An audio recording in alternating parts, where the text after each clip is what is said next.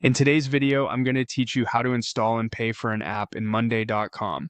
Let's start on your Monday.com homepage. Make sure you're signed in with sufficient permissions, ideally as an admin or a user who's allowed to install apps. In the top right corner, click your profile avatar to open the menu, then choose the Explore option. From there, go to the App Marketplace. This is where you'll browse and manage all third-party and native apps that extend your workspace. Use the search bar to find the app you want. As you review results, open the app's listing to read through its overview, pricing, and required permissions. Take a moment to confirm what data the app can access, the features included in free versus paid tiers, and any workspace limitations. When you're ready, click Install. You'll be asked to choose where the app is available.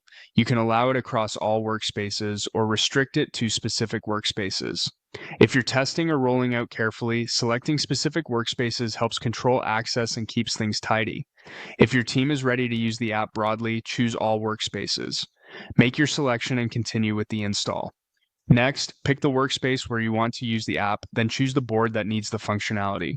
Select board as the location if prompted, which adds the app where your team actually collaborates. Click Add App to complete the setup. Depending on the app, you may see a configuration screen for permissions, automation recipes, or connection settings. Follow any on-screen prompts to finish connecting accounts or enabling features. Now, a quick but important note about payment. Many marketplace apps include a free trial so you can evaluate them. After that trial ends, you are not automatically charged. To keep using the paid features, you must manually purchase a subscription. Look for a purchase, upgrade, or manage subscription option within the app's listing or inside the app's settings panel after installation. If you don't complete that purchase, the app typically reverts to a limited free mode or stops working on paid features. A few tips as you wrap up.